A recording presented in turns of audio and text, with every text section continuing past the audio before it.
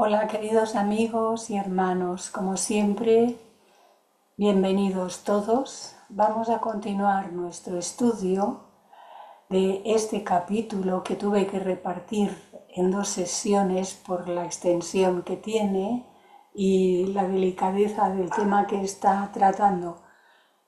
Porque en estos asuntos no se puede correr. Si se corre, no da tiempo para poder absorber y poder comprender mejor. Así que continuamos en el punto en que lo dejamos. Y antes de continuar, según la ley de protección de este país, los que no quieran que su imagen aparezca en la grabación que será colgada en la página de YouTube de Bhakti pueden cerrar su cámara clicando sobre el icono que aparece en sus pantallas. Todo el mundo tiene un icono más o menos de esta manera. Y haciendo unos breves momentos de silencio antes de comenzar.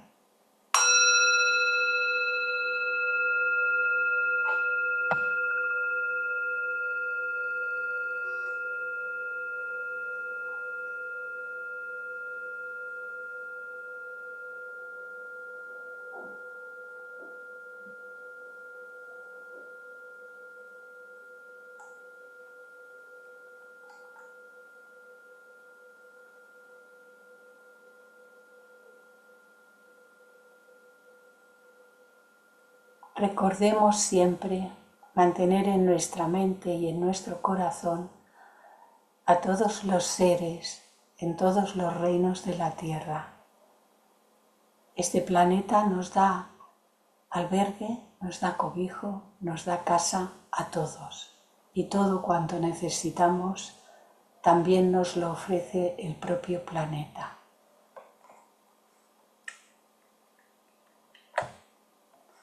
Así que vamos a la segunda parte de este capítulo que trata sobre los medios para desarrollar la devoción, la verdadera devoción, no el sentimentalismo astral que es el que afecta a muchísimas personas y que se confunden bastante a menudo. Seguimos en el punto en que lo dejamos el pasado jueves. Y nos dice, ya no leo el original de Narada porque vemos que las palabras son bastante complejas y Taimni puso las traducciones en nuestra lengua, así que pasamos directamente a leer las que puso Taimni. Aquel que no tiene la mirada en el fruto de su acción, aquel que dedica todas las acciones a Dios, o aquel que en todo cumple la voluntad de Dios, se libera realmente de la influencia de los pares de opuestos. Importante, se libera realmente de la influencia, de la sujeción, de la esclavitud de esos opuestos en el que nos movemos la humanidad.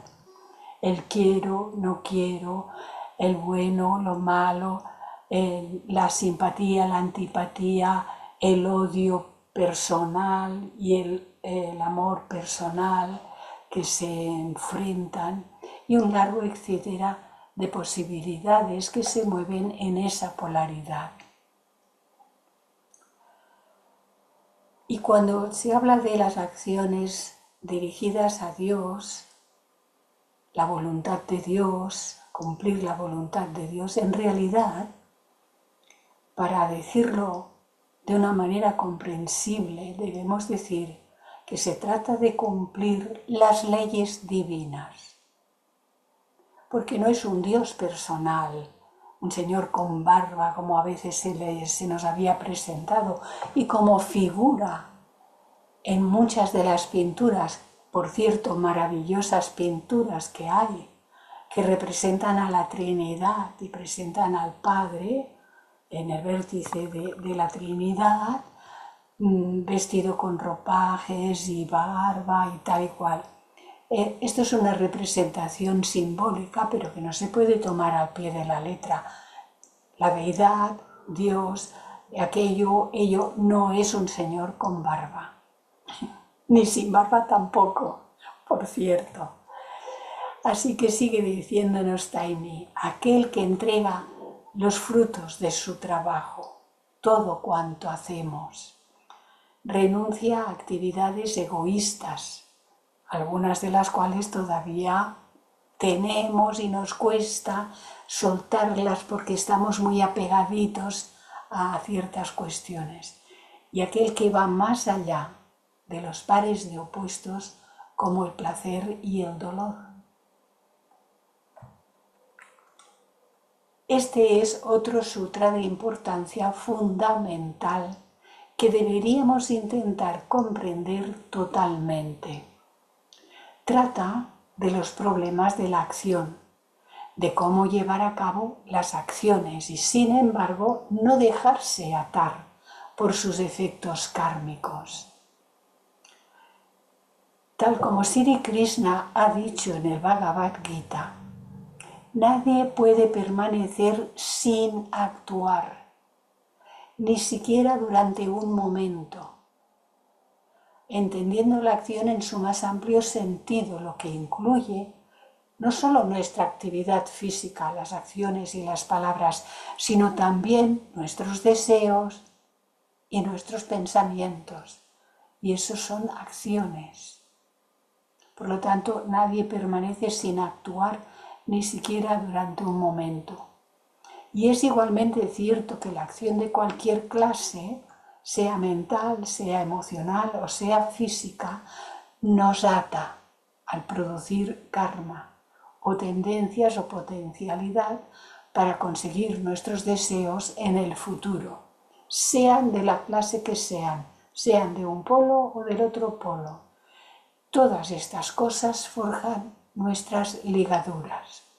Hay algunas representaciones de la acción del karma que son muy literales, muy claritas. ¿Veis?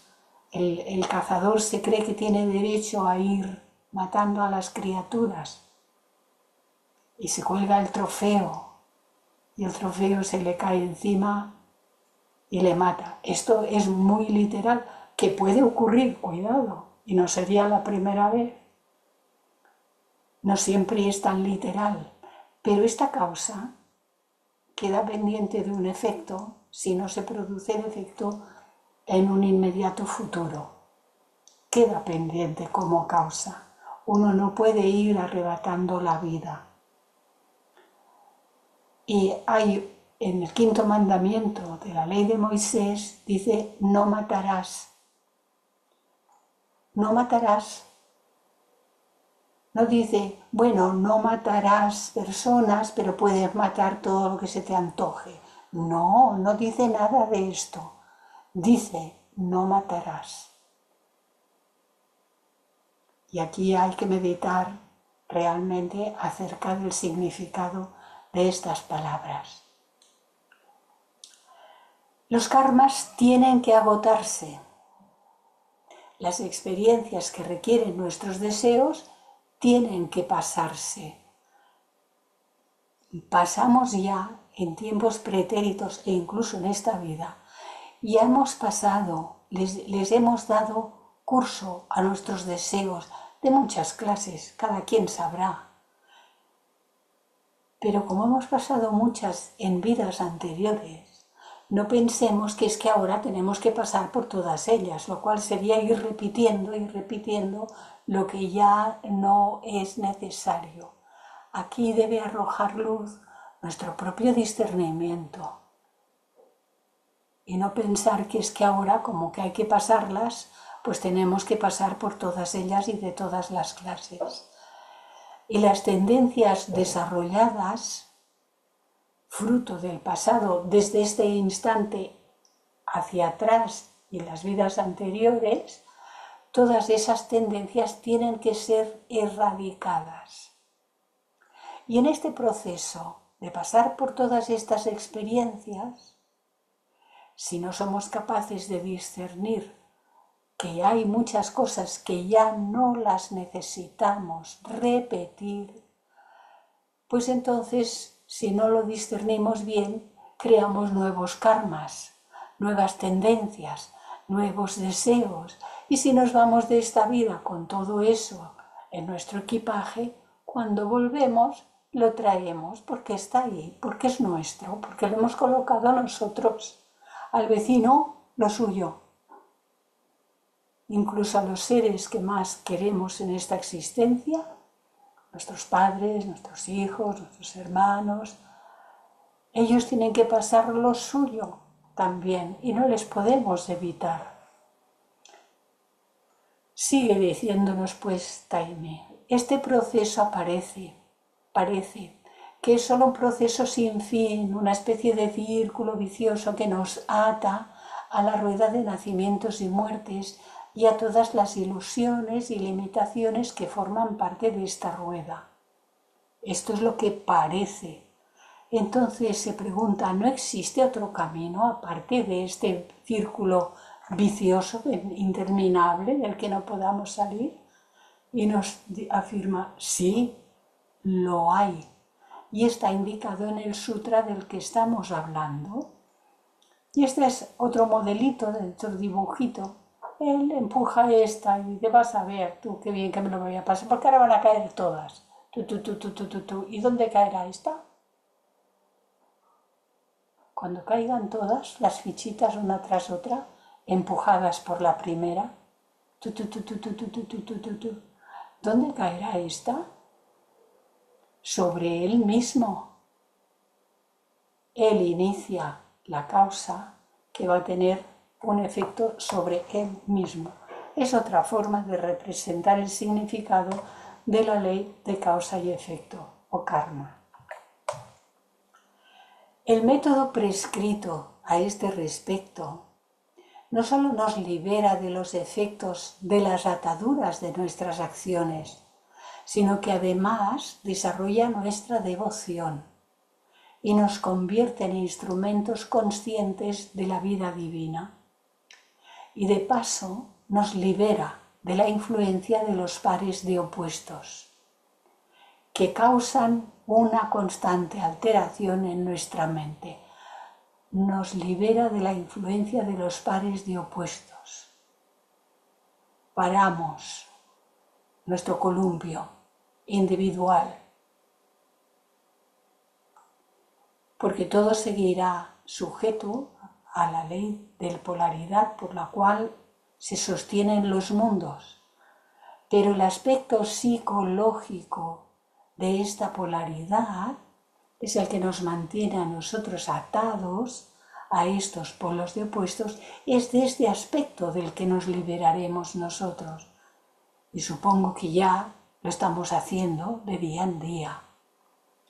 Entremos un poco más en detalles sobre estas cosas y tratemos de alcanzar su significado interno, porque de lo que realmente estamos tratando en este sutra es del karma yoga. Sabéis que hay varios tipos de karma, como los define Sri Krishna en el Bhagavad Gita. Karma yoga, bhakti yoga, el yoga de la realización, ya no me acuerdo si son 7. Entonces este trata del karma yoga, el cual es la preparación y la base indispensable de todo sistema adelantado de yoga, porque si no llegamos a comprender lo que es la acción y las causas que genera y los efectos que produce, si no comprendemos esto, no nos podremos liberar ni de este karma yoga ni de ninguno de los otros que están relacionados. No podremos realizar nada realmente. Cuando nos hablan de la ley de polaridad y nos dicen que todo es dual, todo tiene dos polos, está en el Bhagavad, en las leyes del Kybalión, están explicadas todas las leyes. Entonces, en un aspecto, el positivo, se nos dice que aquí está lo relacionado con la verdad y la vida. Y aquí en el negativo se nos dice que está relacionado con el engaño y la muerte. Y nos pone luz en oposición a oscuridad, Dios en oposición a demonio, bien por mal, amor por odio, paz por guerra, positivos, negativos, compasión e insensibilidad, indiferencia hacia el que sufre, que es lo contrario de compasión, y el que es de alimentación vegetariana, vegana, y el que es depredador porque se lo come todo. Ahora bien, cuando estamos sujetos a la polaridad, vamos de algo que es relativo a este polo al otro polo en su aspecto relativo. Y vamos saltando. A veces hacemos el bien y a veces hacemos el mal así. A veces amamos y a veces odiamos. A veces estamos en paz y otras veces estamos hechos un basilisco en una guerra continua. Y a veces estamos medio positivos, pero muchas veces estamos así como medio negativos. Bueno, esto hay que reflexionarlo, meditarlo y autoobservarnos para ver realmente cómo estamos, ser muy sinceros con nosotros mismos y darnos cuenta de dónde estamos. Porque la verdadera luz es aquella que se sitúa en el centro y que ya, y que ya no va al otro polo. Aquel que se sitúa en el centro sigue actuando, sigue pensando, sigue sintiendo y sigue actuando y hablando, pero no está sujeto al otro polo. Y no está sujeto a este polo porque lo que hace en nombre de la luz, lo que hace en nombre de Dios, lo que hace en el nombre del bien, lo que hace en el nombre del amor, lo que hace en un estado de paz, lo que hace como compasión, lo hace sin, atendamos bien a esto, lo hace sin esperar nada a cambio. Porque cuando uno hace algo bien y espera algo a cambio, que se lo agradezcan, que se lo reconozcan, está sujeto a la polaridad y tarde o temprano se irá al otro polo. El que tiene el amor polar, uno ama a sus hijos, pero bueno, a los del vecino ya eso ya es otra cosa, porque a lo mejor hasta son muy antipáticos y el amor lo siente, pero es un amor polar. Tarde o temprano se va al odio, si no es que ya está amando a unos y odiando a otros, porque dice que es que son muy malos y que no son dignos de vivir y que son dignos de odio. Porque nosotros nos creemos con derecho a calificar. Entonces, este amor no es el amor con mayúscula, porque el amor con mayúscula pertenece al punto central. El amor con mayúscula no tiene opuestos. El amor con mayúscula será el que lleguemos a prodigar a todos los seres, en todas las cosas, en todos los momentos, en todas las circunstancias, sea cual fuere lo que esté ocurriendo. Y hay que meditar mucho acerca de este asunto, porque se confunde. A menos que aprendamos las técnicas de realizar nuestros actos de tal manera que no originen karma, que nos ate continuamente a una serie de causas y efectos, ¿qué esperanza puede haber de obtener la liberación? Solo cuando hemos aprendido esta técnica y dejamos de crear karmas nuevos para el futuro, es cuando hay posibilidad de agotar nuestros karmas pasados, que irán surgiendo, se irán presentando como efectos y los iremos agotando. Y esto nos irá preparando para la liberación.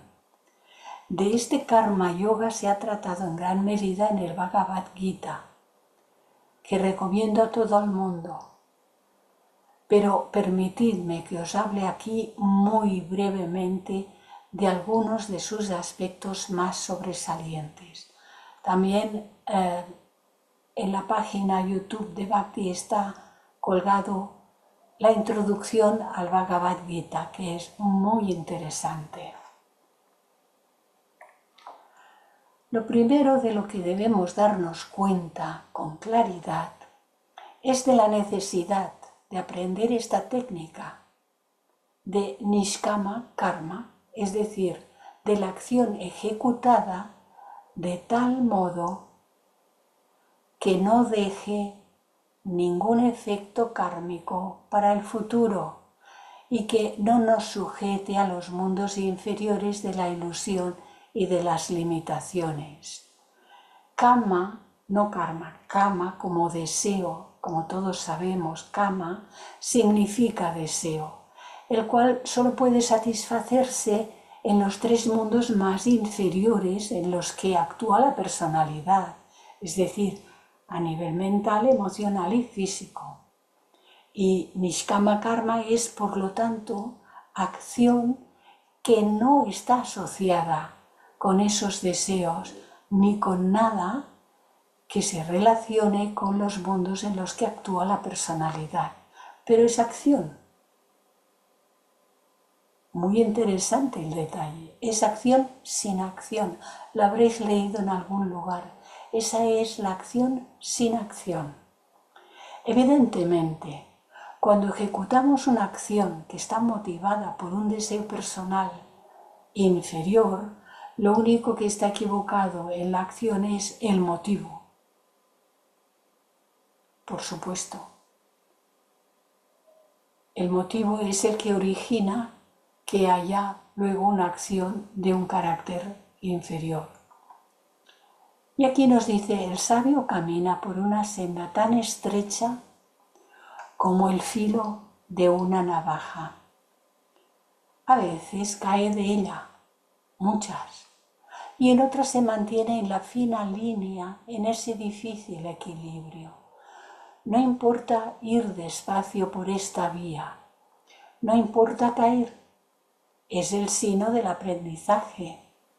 El sabio avanza sencillamente por ella sin culpabilidades ni hacia sí mismo ni hacia los demás. Desidentificado del compañero de viaje, el cuerpo, desidentificado de la personalidad que le otorgaron por ley, con mayúscula. Solo así consigue avanzar de veras por este sendero medio, por este fiel de la balanza, que es inamovible. El intentar mantenerse en tal equilibrio, en tal centro, en esa línea, es la base de su aprendizaje, de su crecimiento como sabio, como ser consciente de sí mismo, cada vez más consciente y cada vez más cercano a un destino, su destino, el de la realización de sí mismo. Es este motivo el que produce los efectos que nos atan al futuro. Y no es el simple hecho de que exista un motivo detrás de la acción, sino de que el motivo sea tal que esté destinado a producir karma, que solo puede ser apagado en los mundos inferiores. Y esa es la causa de su efecto obligatorio. Porque cuando pensamos, generalmente se produce un sentir. Y esto lleva a la acción y a la palabra. Y entonces se genera karma en los tres mundos, en el mental, en el emocional y en el físico. En los tres lugares hay karma. Ved si no, como cuando uno piensa insistentemente en una cosa, acaba siendo atrapado por esa clase de pensamiento y luego dice, quiero dejar de pensar en esto y no puedo, y no puedo, y no puedo, y la gente sufre. Así, también el aspecto mental produce karma y nos ata. Evidentemente, no es posible llevar a cabo una acción sin motivo, pero es posible sustituir el motivo inferior que es la causa de estos indeseables resultados. Sustituirla por un motivo superior que no los ocasione. Esto puede hacerse, y esto es lo que tiene que hacerse al aprender la técnica del Nishkama Karma. El único motivo que debe quedar es el del servicio al mundo, en el marco de la ley divina. Ese es el único motivo que nos debe llevar a actuar, y un motivo tal siempre nos llevará a actuar de una manera sana, honesta, de servicio, limpia, generosa, altruista, etc. Pero sin la espera de resultado alguno, ni siquiera la espera de un trocito de cielo al lado de Dios, que ese también es un motivo egoísta.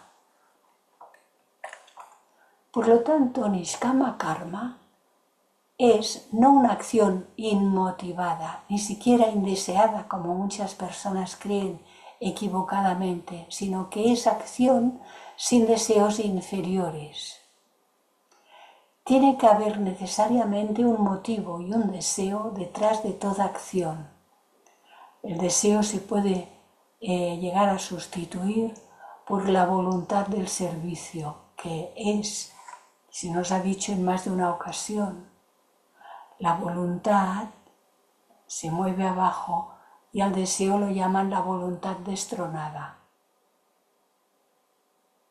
Entonces tiene que haber un motivo, una voluntad, y es esa voluntad divina de servicio. Pero este deseo o esta voluntad, para que mejor lo comprendamos y no nos equivocamos, no nos equivoquemos, esta debe ser espiritual. Si es que puedo expresarlo así, dice Taimni. Consideremos lo que dice el libro de Mabel Collins, Luz en el Sendero, que seguramente muchos conocéis. Los 6 primeros pasos son: mata la ambición, mata el deseo de vivir, mata el deseo de comodidad, trabaja como trabajan los que son ambiciosos. Es decir, aquí el rojo con el rojo. Mata la ambición, pero trabaja como trabajan los que son ambiciosos. Y tú trabajas sin serlo, sin querer nada, solo porque hay que hacerlo. Mata el deseo de vivir, pero respeta la vida como lo hacen los que la desean. No se confunda esto, que por matar el deseo de vivir nos podemos causar daños a nosotros mismos ni a los demás. Mata el deseo de comodidad, pero en su lugar dice: sé feliz como lo son los que viven por y para la felicidad. Sin el deseo de ser felices, sino entregados a la alegría del vivir, sabiendo que esta vida es la expresión de la vida divina. Los siguientes pasos que nos dice Luz en el Sendero son: mata el deseo de separatividad, mata el deseo de sensación, mata el ansia de crecimiento. Y continúa aclarando sobre el quinto: mata el deseo de separatividad, sin embargo, mantente solo y aislado. Pero, ¿por qué solo y aislado sin matar la separatividad? Porque no es un rechazo hacia los demás, sino la liberación de la necesidad de que estén o que estemos juntos, generando ese estado de necesidad que nos hace dependientes. Ay, ¿y ahora qué voy a hacer yo sin ti? Porque me has dejado, porque te has ido, y un largo etcétera. Podemos encontrar muchos ejemplos de esta clase. Porque dice: nada de cuanto tiene cuerpo, nada de cuanto tiene consciencia de separación, nada de cuanto está fuera de lo eterno puede acudir en tu auxilio. Así que mata el deseo de separatividad. Tenemos que convertir todo nuestro pensar, sentir, actuar y hablar en unitivo, sin que ningún ser, fijaros que esto lo repito en esa primer diapositiva en la que aparece el planeta, todos los seres y todas las cosas, todos los seres y todas las cosas en nuestro corazón, porque nada de cuanto tiene cuerpo, nada de cuanto tiene conciencia de separación, nada de cuanto está fuera de lo eterno puede acudir en tu auxilio. Solo la vida divina es la que acude porque está siempre ahí, no tiene que venir de ningún lugar, está en nosotros y es la que nos puede auxiliar en todos los momentos. Mata el deseo de sensación, nos decía aquí arriba. Estudia la sensación y obsérvala. ¿De qué clase es lo que estamos sintiendo, esas sensaciones? Porque únicamente así puedes empezar la ciencia del propio conocimiento y colocar el pie en el primer peldaño de la escala. Crece respondiendo al mata el ansia de crecimiento, pero crece como la flor, inconscientemente pero ardiendo en ansias por entreabrir su cáliz a la brisa. Así es como debes avanzar, abriendo tu alma a lo eterno. Pero debe ser lo eterno lo que debe desarrollar tu fuerza. Nada de fuera, sino lo eterno debe desarrollar nuestra fuerza y no el deseo de crecimiento. ¿Para qué queremos crecer? Hay montones de cursos de crecimiento personal. Por el amor de Dios, qué error en el título de esos cursos y cursillos, si lo que tenemos más grande y más crecido es la personalidad. Cursos de desarrollo personal. Qué mal enfocado está. Porque en el primer caso, floreces con la lozanía de la pureza. Al crecer inconscientemente, creces con la lozanía de la pureza. Y en el otro te endureces con la avasalladora pasión de la importancia personal.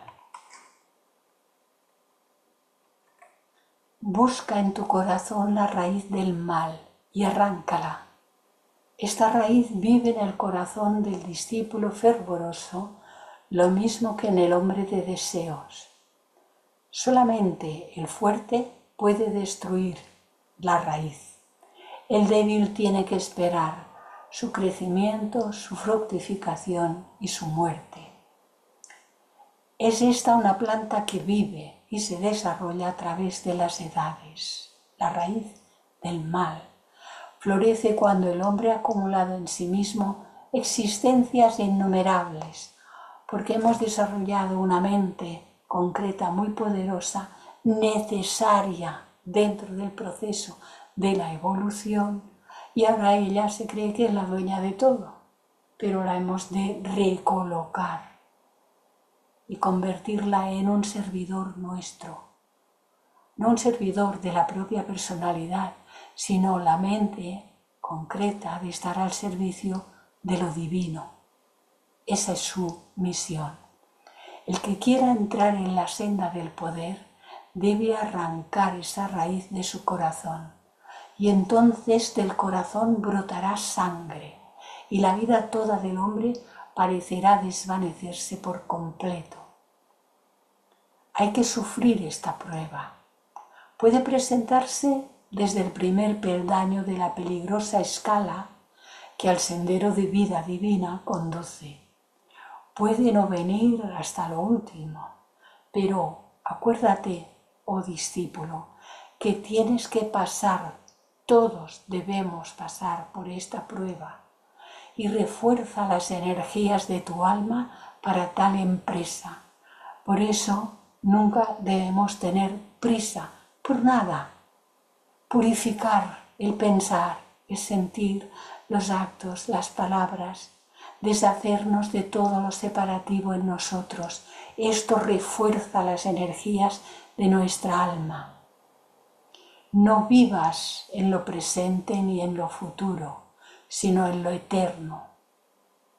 Pero en lo eterno aquí y ahora, en todo momento, en toda circunstancia, en todo lugar.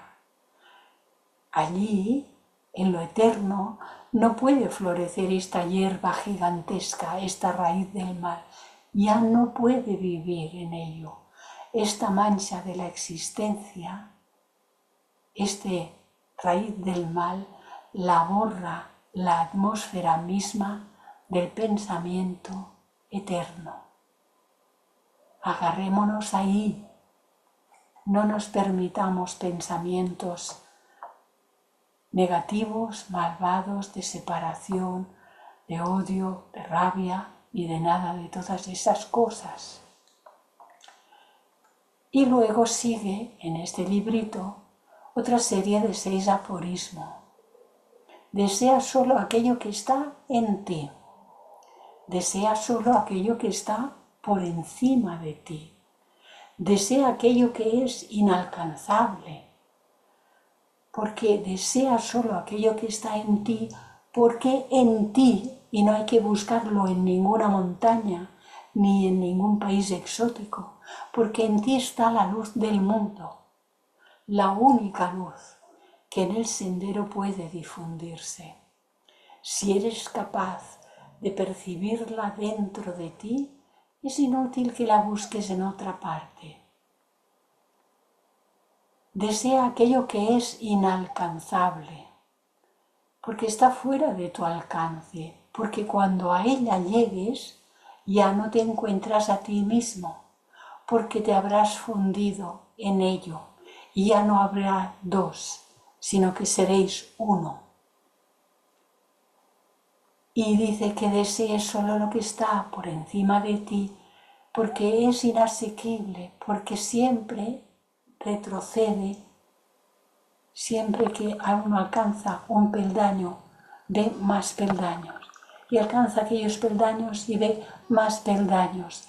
Y recuerdo unas palabras de uno de los maestros, no sé si están las cartas, que dice: ante nosotros se eleva una escala a la que no le vemos el fin. Y si ante ellos los maestros se eleva una escala a la que no le ven el fin, nosotros tenemos muchos peldaños antes de llegar a esa posición. Así que no pensemos, ya está hecho. O no pensemos, nunca llegaré. Ambos pensamientos son inútiles. Hagamos cada día, a cada instante, lo que la vida nos trae en este instante. Y el aforismo dice: entrarás en el seno de la luz, pero no tocarás nunca la llama. Porque para tocar, es el símbolo de la idea, tengo que ser yo que toque. Entonces soy yo y la llama. Cuando uno se funde en la realidad, que es su propia naturaleza, en el sí mismo, ya no hay dos.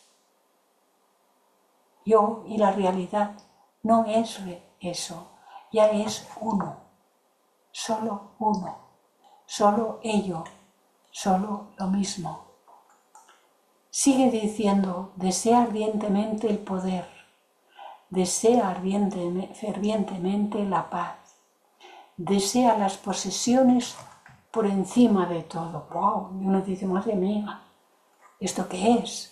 La primera serie de deseos son deseos de la personalidad, mientras que la segunda serie de deseos son aquellos de la individualidad espiritual o yo superior. Así pues, desear ardientemente el poder, desear fervientemente la paz. Si nosotros no estamos en paz por nosotros mismos, no hay nada que hacer. Pero estas posesiones de las que nos habla, desea las posesiones por encima de todo, deben pertenecer al alma pura, por lo tanto debemos purificar el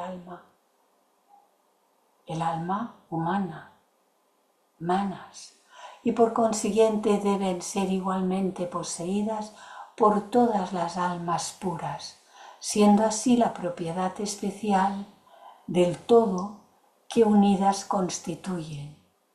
Anhela las posesiones propias del alma pura a fin de que puedas acumular riquezas para aquel espíritu común de vida que es tu único ser verdadero, porque no es tu espíritu ni mi espíritu, es el espíritu de vida, de que formamos parte todos los seres, y uno no se puede liberar sin que se libere todo. Desea fervientemente la paz. La paz que debes desear es aquella paz sagrada que nada puede turbar y en el seno de la cual el alma crece como la flor santa en las lagunas inmóviles. Y ese poder a que debe aspirar el discípulo es aquel poder con mayúscula que le hará aparecer como nada a los ojos de los hombres, porque el que tiene el poder de esas facultades superiores, desenvueltas ya en sí mismo, es un ser que no hace ostentación de nada, que no dice yo sé, que no dice yo soy, que no dice yo puedo, que no dice nada, absolutamente nada. Lo que hace lo hace en el silencio y no se enteran ni las piedras. Por lo tanto, se observará que no son todos los deseos los que hay que eliminar, sino solamente los deseos inferiores. Y los superiores se han de convertir en esa aspiración única, que ya no será deseo, sino la voluntad trabajando por medio de nosotros. Aspiración única. Incluso se puede desear poder y posesiones, pero estos deben pertenecer al alma pura o yo superior. Pero cuando uno se prepara, el poder y las posesiones del alma pura aparecen sin que nosotros tengamos que desearlas. Me permito puntualizar estos aspectos porque suelen confundir al ser comprendidos de una forma literal, tal como están aquí escritos. No sé si el original también era así, en su original en inglés, lo ignoro. Volviendo al tema, podemos preguntarnos, ¿qué motivo o qué deseo tiene que sustituir a los deseos personales inferiores que generalmente están detrás de nuestras acciones para destruir su potencialidad de crear karmas no deseables en el futuro?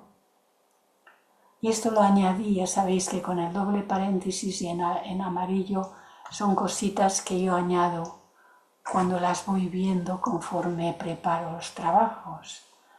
En estos contextos la palabra deseo debe comprenderse por la más elevada expresión de la voluntad superior o espiritual, que es anhelo o aspiración única.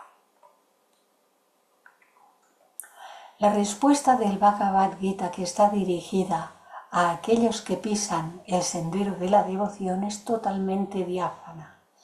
Dedicar todas las acciones a Dios. Pero no hay que retirarse. Barrer, ser mecánico, ser carpintero, ser maestro. Cualquier acción, cualquier trabajo el que tengamos, cuidar de la familia, etcétera, etcétera, cuidar de los animales. Todas las acciones dedicadas a Dios, o para decirlo en otras palabras, realizar todas las acciones en su servicio o bien como ofrecimiento a Él.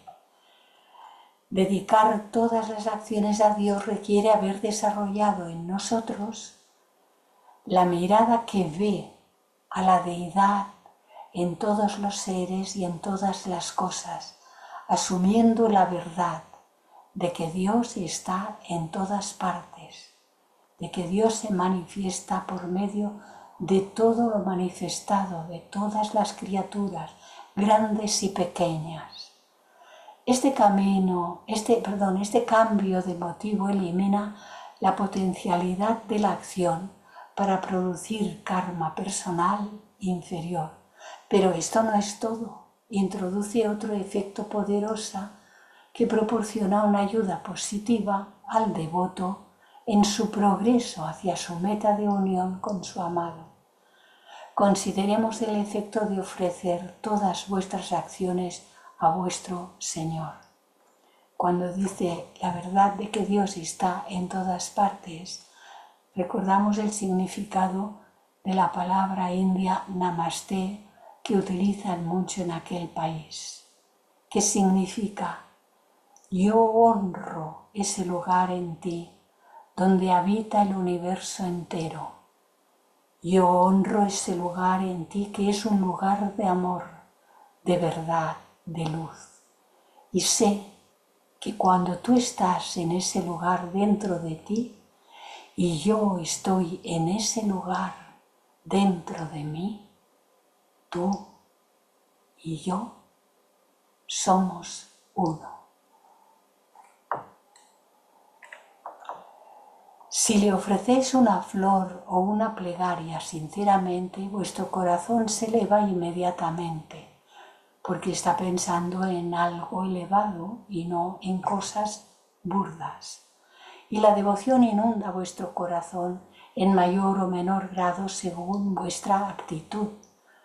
Pero ofreciendo todas vuestras acciones a lo largo de todo el día, podéis llegar a estar en un estado de permanente adoración que debe hacer descender su gracia como respuesta y hacer que vuestra devoción aumente a pasos agigantados.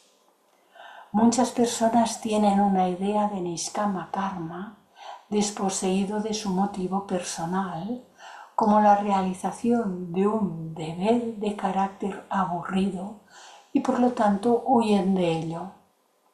No se dan cuenta de que para el verdadero devoto se trata de un gozoso ofrecimiento de su vida a los pies de su Señor. Y no hay aburrimiento, hay alegría interior, una alegría que permanece, sean cuales fueran las circunstancias por las que se esté pasando. Es un perpetuo deleite de amor si hay verdadero amor en nuestro corazón. Sacude de nuestra vida toda la apatía, el aborramiento, la frustración y depresión que sufren la mayoría de las personas, y podemos realizar el más tedioso e ingrato de los trabajos con una canción en nuestro corazón si sentimos que lo estamos haciendo por Él. Y a medida que este proceso continúa y vosotros os perfeccionáis en esta técnica de Niskama Karma, descubrís un cambio muy sutil que llega desde vosotros mismos, desde lo interno. Descubrís que cada vez os vais convirtiendo más en un instrumento de su vida, con mayúscula, de la vida divina y de su amor. Entre soledades te busqué y solo las brisas me hablaban. Te busqué entre multitudes y solo rumores de gente escuché. Cuando creí no encontrarte, te hallé. No te aflijan mis silencios, pues te estoy amando tanto que mi silencio es un canto. Descubrís entonces que a través de vosotros se esparce su poder, su amor, su ayuda para aquellos entre los cuales y por los cuales trabajáis, independientemente de vosotros mismos. Os convertís en un simple canal, pero a través de ese canal fluye su vida y su amor. Y entonces llega otra realización en una etapa todavía más elevada. Descubrís que es Él el que se asienta en vuestro corazón, que siempre ha estado ahí y dirige todas vuestras acciones. Él siempre ha estado haciendo esto, pero en nuestro egoísmo y con nuestra falsa conciencia de que éramos los actores, no nos dimos cuenta de ello y pusimos toda clase de obstáculos en su camino y obstruimos la corriente de su poder y de su amor a través nuestro. Toda persona que escribe o que habla de estos asuntos debe sustituir casi siempre el vosotros por el nosotros. Por eso he leído no en vuestro egoísmo, sino en nuestro egoísmo, con nuestra falsa conciencia. Éramos los actores, creíamos que serlo, y no nos dimos cuenta, incluyéndonos nosotros tanto para los aspectos relacionados con el egoísmo como para los relacionados con el altruismo, porque todavía hay en nosotros ambos aspectos. Pero ahora sabéis y os entregáis totalmente a esa dirección y a ese fluir de vuestro interior. Él manda dentro de vosotros ahora y sois felices de ser su instrumento. Esta es la consumación del Karma Yoga. Y en el siguiente, ya lo diré, escrito dice: la devoción se desarrolla al renunciar a los objetos y a los apegos hacia ellos. En el siguiente sutra, la devoción se desarrolla al renunciar a los objetos, todo lo que no sea necesario, no hace falta que acumulemos, pero sobre todo incluso a los que tengamos porque los usamos, debemos de renunciar a nuestro apego a ellos, de manera que si ahora están y ahora no están, no pase nada. Pero este estado de amor supremo e inmortalidad solo se hace posible entregando la realidad objetiva del mundo, tal como aparece ante el egocéntrico intelecto y los sentidos, y la consiguiente renuncia a los apegos. Este sutra explica la necesidad de liberar nuestra mente de los apegos a toda clase de objetos en el mundo. Esta condición preocupa e incluso alarma a muchos aspirantes, porque parece implicar que tienen que renunciar a las cosas a las que están apegados y que ellos consideran necesarias para su comodidad o su placer. Ciertamente que no hay duda de que una mente que está apegada a 1001 cosas por esos lazos inherentes al apego, difícilmente está en condiciones de ser utilizada como instrumento en la divina aventura del descubrimiento de sí mismo. Estas cosas, si las sigue acumulando, ejercerán una constante y fuerte presión hacia abajo y mantendrán a la mente inmovilizada en el mundo inferior, a pesar de nuestras aspiraciones, que no son más que deseos disfrazados, y de nuestro propio deseo de liberarnos de las limitaciones del mundo, que no es más que el deseo de liberarnos de todo lo que nos hace sufrir, pero sin que nos liberemos de las cositas que nos dan placer. Estos son los engaños de la personalidad. Pero hemos de tener completamente clara nuestra mente por lo que respecta a lo que hemos de llevar a cabo y adoptaremos las medidas necesarias para alcanzar nuestro fin. El apego de la mente al mundo inferior depende del número de cosas de las que una persona está rodeada y a las cuales está apegada. Esto es mío, cuidado, no quiero perderlo. ¿Está necesariamente una persona que posea centenares de cosas más apegada que otra que solo tiene 10 y que es un indigente que no tiene nada a lo que apegarse? Evidentemente no. El indigente puede estar totalmente apegado a las 10, a las 5 o a las 2. Por lo tanto, se deduce que nuestro apego a este mundo no depende del número de cosas, sino de nuestra actitud y del funcionamiento de la facultad del discernimiento, de hasta dónde se ve el mundo y sus problemas en su correcta perspectiva, y sin las ilusiones que teje el deseo alrededor de nuestras posesiones y objetos mundanos. Una cabeza llena, repleta de residuos, ya no le caben más. Y alguien que intenta tirar su basura, pero que todavía no sabe cómo realmente ha de transmutar todo eso que simboliza el contenido mental. El factor más importante de esta cuestión es el estado de la mente y no el medio ambiente y lo que éste contiene. Algunas gentes se recrean en repetir, es que estamos condicionados, es que estamos condicionados. Pues mirad, queridos amigos y hermanos, no nos condiciona nadie ni nada más que aquello a lo que estamos nosotros apegados.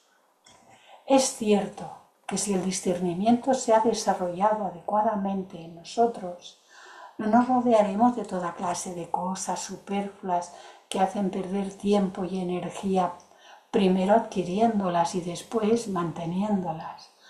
Pero algunas veces el karma nos coloca en circunstancias donde estas cosas llegan a nosotros naturalmente y algunas veces a pesar de nosotros, como por ejemplo vivimos con familia y necesitan ciertas cosas dentro de la casa que nosotros no necesitamos.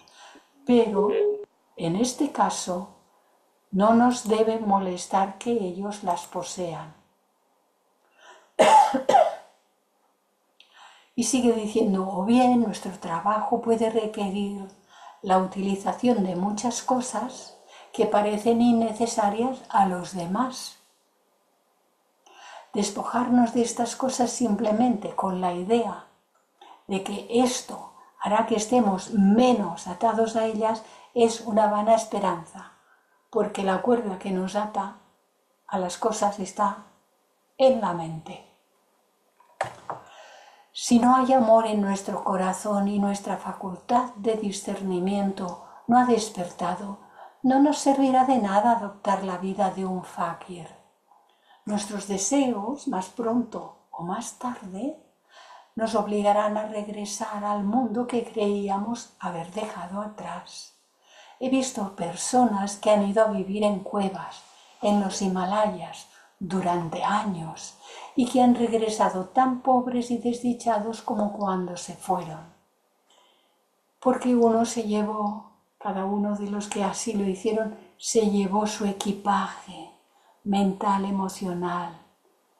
El hecho es que estas cosas externas realmente carecen de importancia.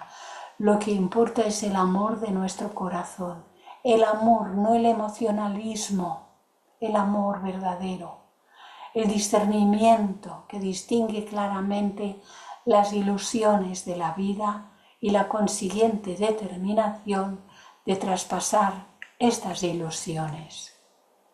Cuando la luz del discernimiento brilla a través de nuestra mente y el amor de lo divino rebosa en nuestros corazones, no importa realmente cómo vivimos y lo que poseamos en el mundo físico.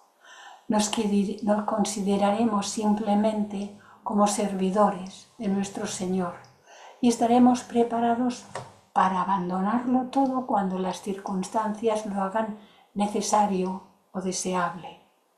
De manera que el verdadero problema, por lo que a esta cuestión se refiere, es el adquirir la recta actitud y el desarrollar ese omniabarcante desapego interno que se basa en un penetrante sentido de discernimiento y en una riqueza de vida interna que no necesita nada externo para su satisfacción, pero que ya no le molesta nada ni de nadie.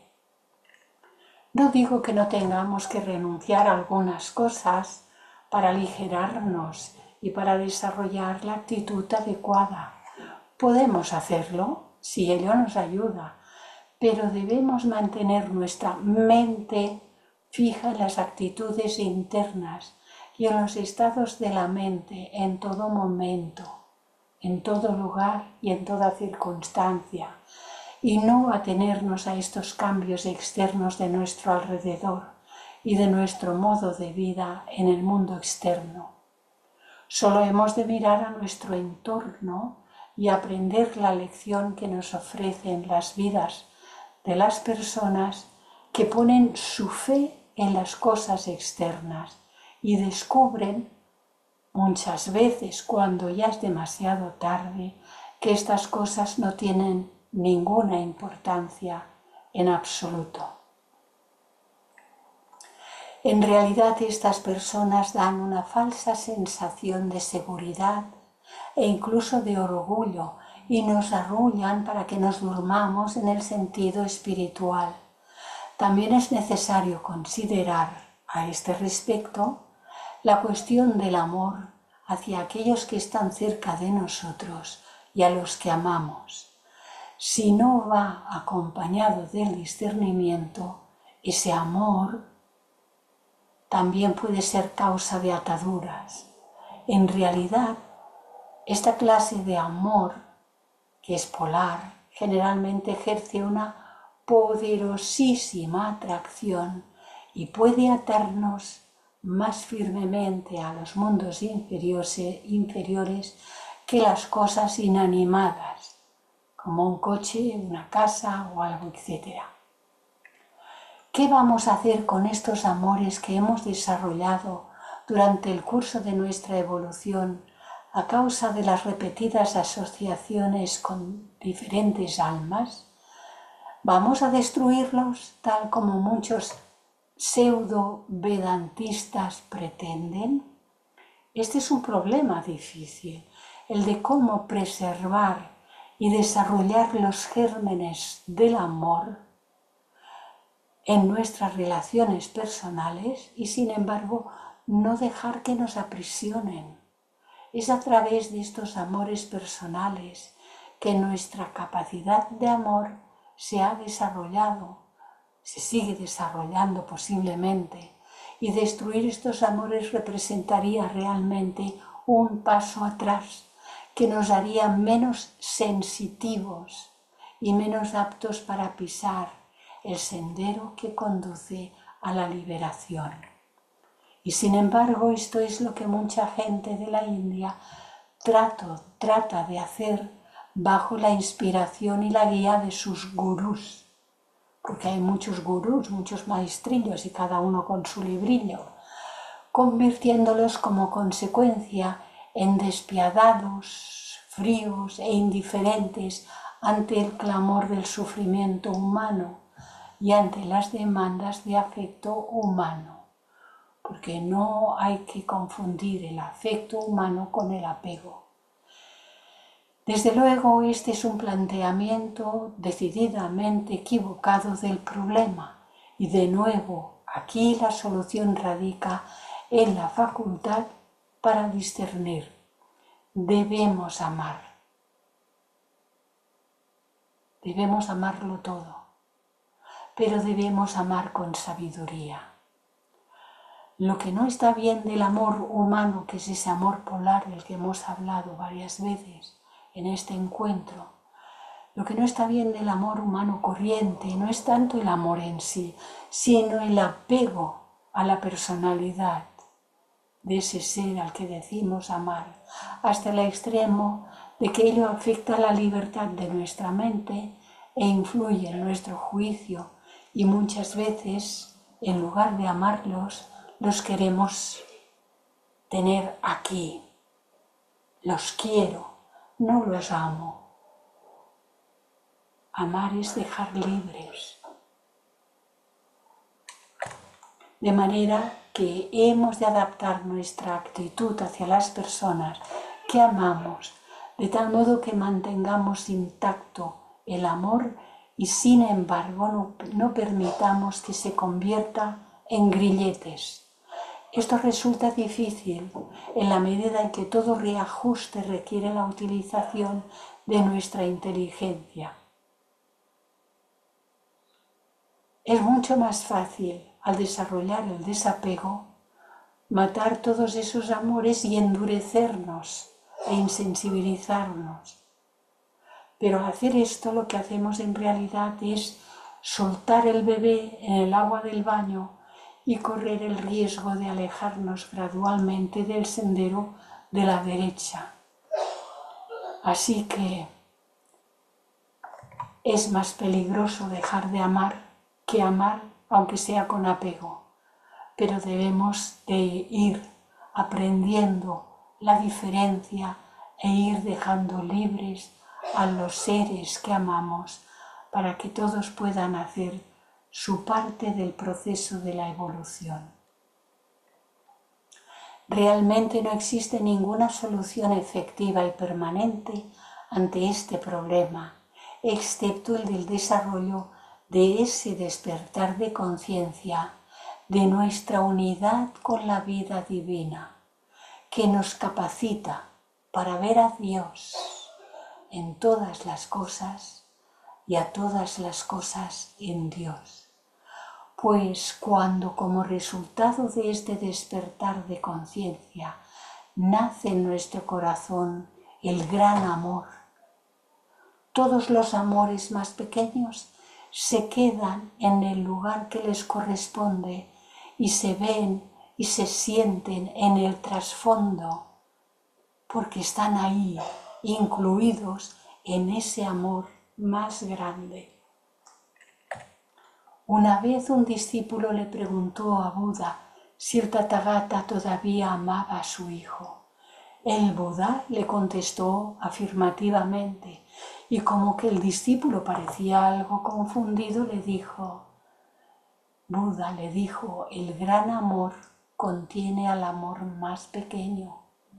He aquí el secreto de amar sabiamente, la capacidad de ver a todos estos amores menores, incluso los amores personales, como reflejos de ese amor omniabarcante que une todas las criaturas vivientes. Así pues, no nos preocupemos demasiado de estos amores personales. Concentremos todo nuestro esfuerzo en el desarrollo de ese amor más grande. Cuando logremos esto, aunque sea en un sentido todavía algo limitado, el problema de nuestros amores personales se resolverá automáticamente y naturalmente. Existen muchos aforismos en los Bhakti Sutras de Narada que dan los nombres de algunas características mentales y morales que habrán de ser desarrolladas por el aspirante al pisar el sendero de la devoción. Como esto ya se ha debatido en la segunda parte de este libro, no es necesario que volvamos ahora sobre ello. Y el amor se derramará desde lo alto, y nosotros lo derramaremos sobre todo. Así que hasta aquí llega este capítulo, y pienso que es muy importante que reflexionemos y meditemos acerca de lo que nos dice. Y ahora dejamos de compartir y pasamos a la galería. ¿Y cómo os han quedado los amores pequeños y los amores grandes.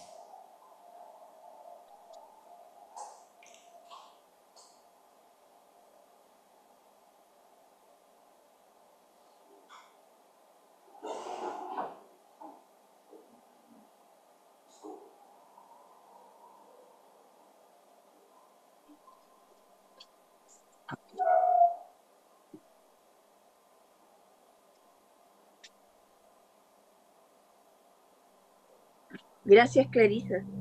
Me supongo que los amores grandes seguirán creciendo, ¿no? Será el amor en singular hacia todo. Y el amor, pero como tú dijiste, los amores, como dice acá, sí, Sí, el amor, sí, sí, seguirá creciendo hasta que podamos encontrarnos con pero eso, ¿no? seguirá creciendo si nosotros lo hacemos crecer. Claro, claro que sí, de eso se trata. Ahí, ahí.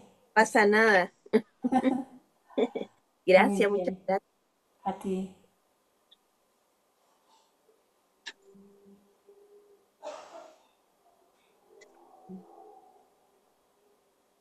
José, solamente te veo la casi calvita. Y está muy alta aquí la cámara. Pues si la pongo más baja. Ahora sí te veo. Mm. Bueno, Ahora sí que te veo. este, este día, esta lección de hoy nos ha dado,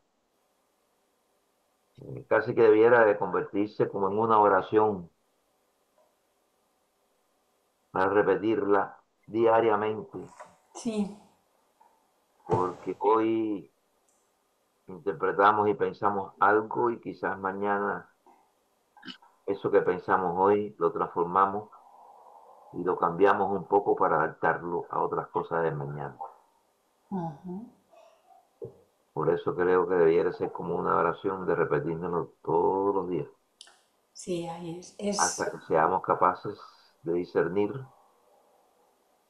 entre el verdadero amor y no el cariño. Ujú. Amar a todas las cosas, no querer todas las cosas ni querer a nadie específicamente y querer hasta incluso sacrificar a veces algunas cosas pensando en ese cariño eh, personal, privado, no el general del amar a todos. O sea que nada más que tenemos que sentarnos y pensar bien para Ujú. cambiar nuestros modos de analizar, los modos de ver las cosas, para que perdamos un poco los apegos y seamos más abiertos. Por decir algo. Gracias. Gracias, José. Pues es que fijémonos cuando decimos amar a todos los seres y a todas las cosas. En el hecho de mirar, en general, no puedo hablar de nadie en particular porque nos vemos este ratito, pero luego cada uno va a sus tareas. Pero en el hecho de mirar ya no miramos igual a todos los seres y a todas las cosas. Y tenemos que aprender a mirar de otra manera, mirarlo todo con ese estado interior que reconoce que cualquier cosa que está manifestada, grande, pequeña, de un reino, de otro reino, un ser humano, de otra clase, todo está manifestando la vida divina por medio de ello. Esa vida divina está en los átomos que componen cada una de esas formas que vemos. Cuando una flor la vemos en aquel momento precioso, que olemos su fragancia, ¡ay, qué bien! Que a todos nos encanta la flor. Luego la flor va perdiendo su lozanía, se va secando, se desintegra, se caen los pétalos, ya no la miramos igual. Pero la vida divina sigue estando en aquellas partículas que se desprenden, que se secan, que se disuelven. La vida divina sigue estando allí. Bueno, y este es un ejemplo fácil de considerar, pero la vida divina está en todas las formas, grandes, pequeñas, de todas las clases. Está en los animales que nos agradan porque qué bonitos que son, sobre todo los perritos cuando nos calientan los pies en invierno y este tipo de cosas.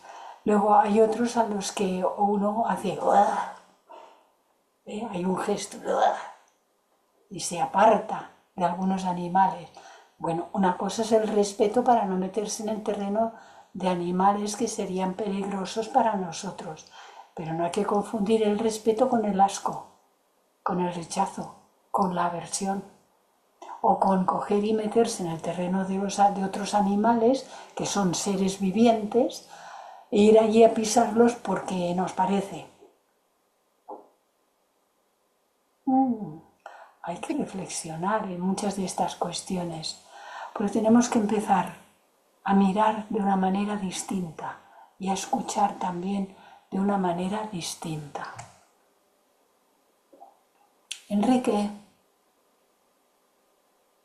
Yo quería hablar justamente del Bhakti que mencionó en la conferencia, ¿no? Pero en el Bhagavad Gita habla de estos tres yogas, ¿no? Que prácticamente es como el conocimiento de uno mismo, ¿no?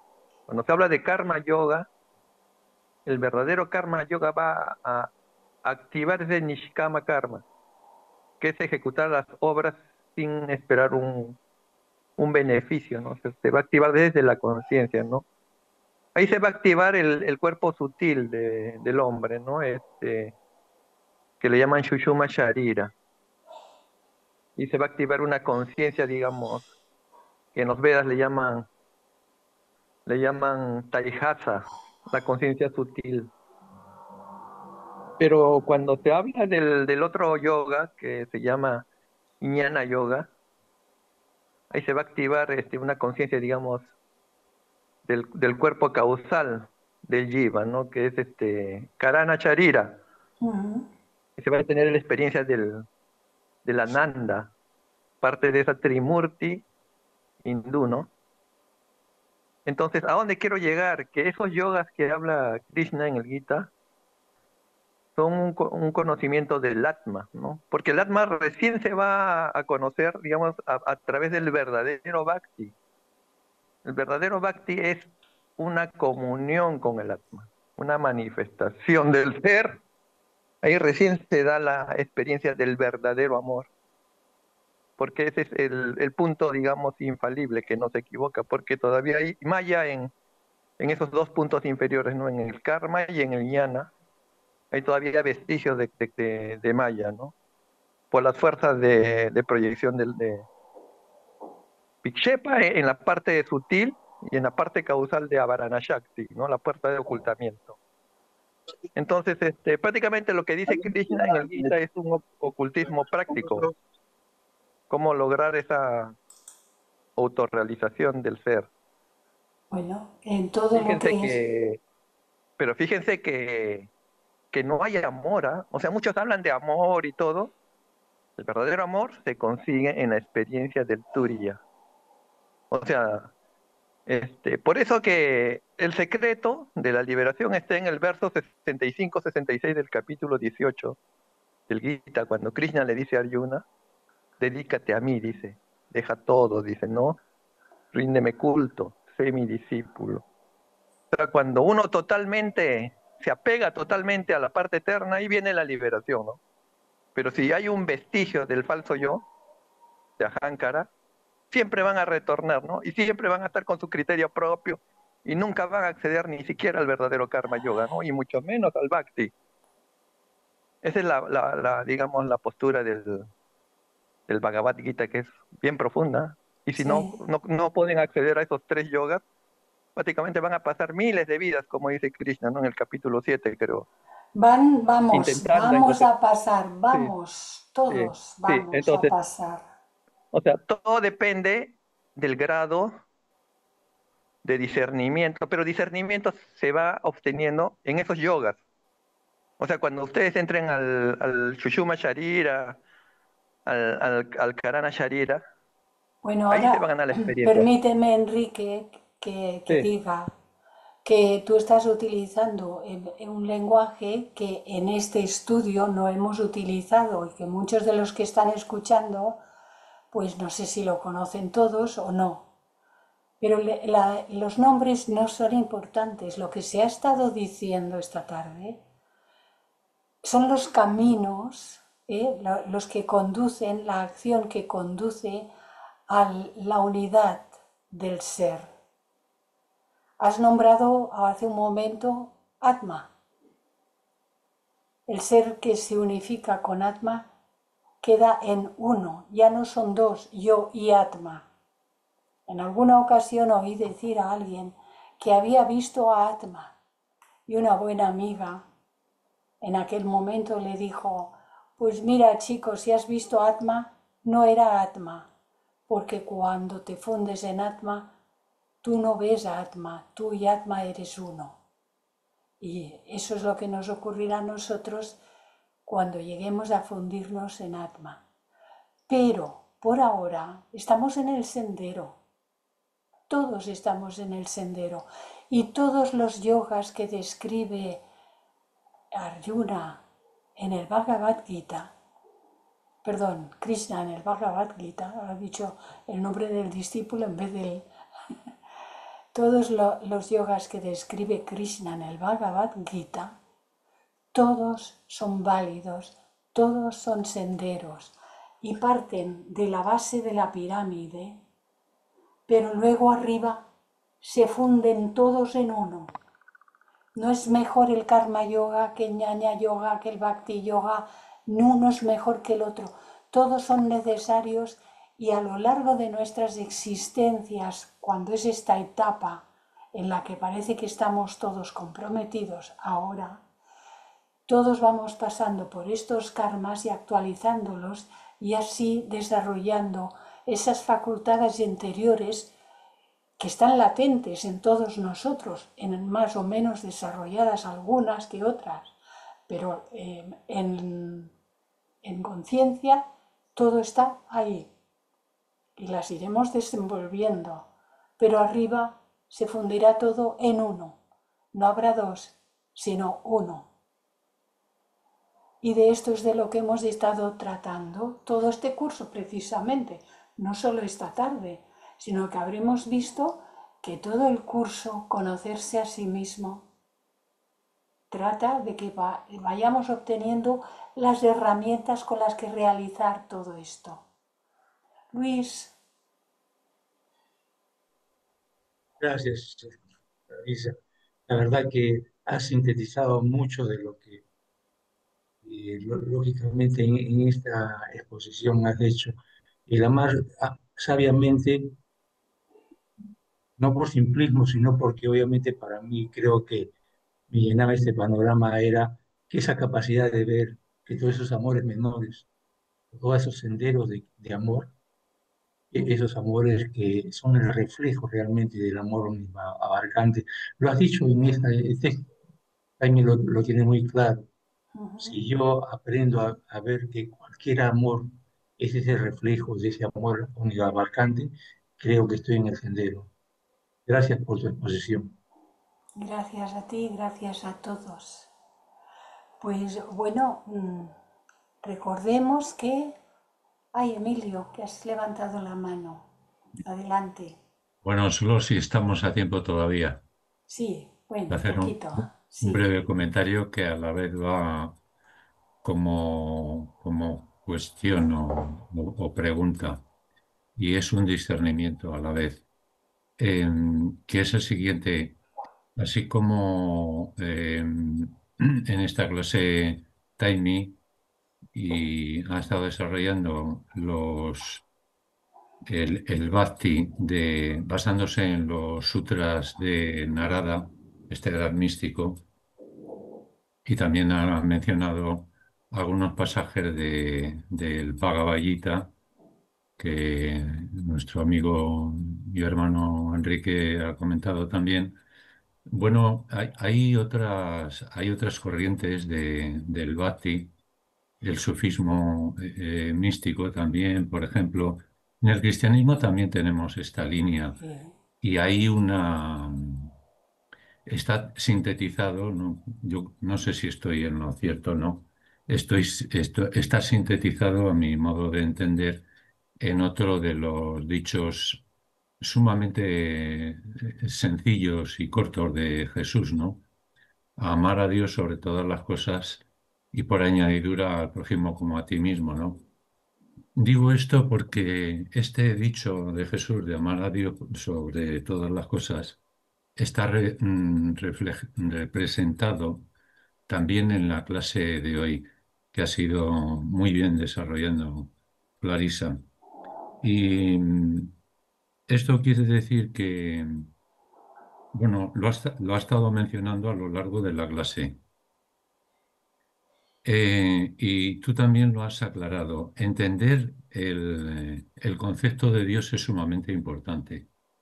Tú has mencionado y has matizado que no es ese Dios, es ese Señor, creo que has utilizado ese término, Ese señor ese con barba Señor blanca. que está por ahí arriba con la barba blanca y quizá observándonos. Por- Porque es así, ¿no? Tenemos esta idea de, yo por lo menos de chicos, es lo que nos transmitían en el Sí. catecismo y los que nos lo enseñaban. Entonces uno miraba por todas las partes y no lo encontraba, ¿no? Que está en Porque todas esa partes, imagen ya pero estaba ahí, bueno, ¿no? La imagen de ese Dios estaba ahí. Claro, ese Dios no es entonces no se trata de ese Dios, se trata de entender según esta enseñanza de otra cosa. ¿Y qué nos dice para sintetizarlo? No quiero alargarme. ¿Qué nos ha estado diciendo? Que no está tanto por ahí arriba y en los conceptos y en otros conceptos que están bien, pero que son conceptos a veces que se nos pueden escapar. Y tú has salido al paso de que, bueno, pues eso.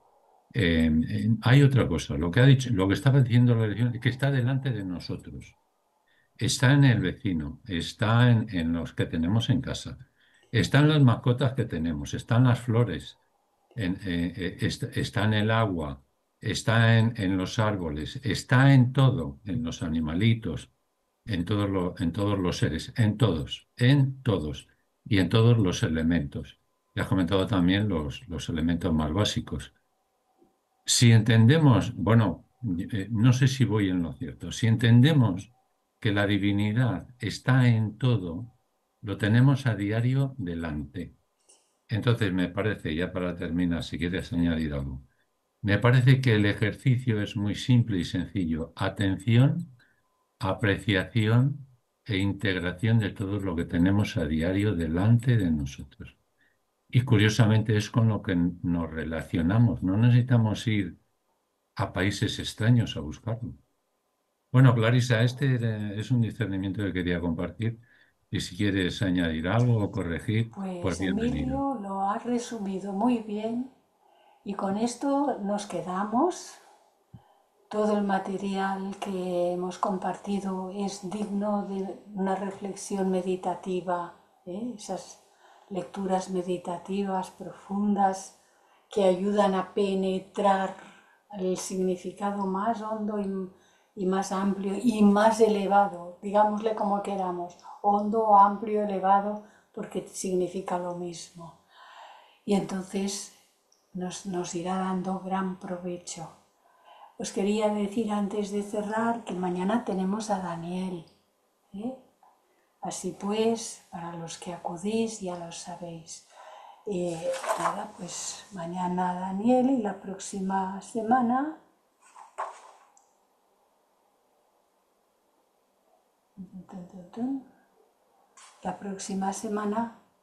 jueves Clarisa. Sí. ¿De acuerdo? Gracias a todos. Gracias.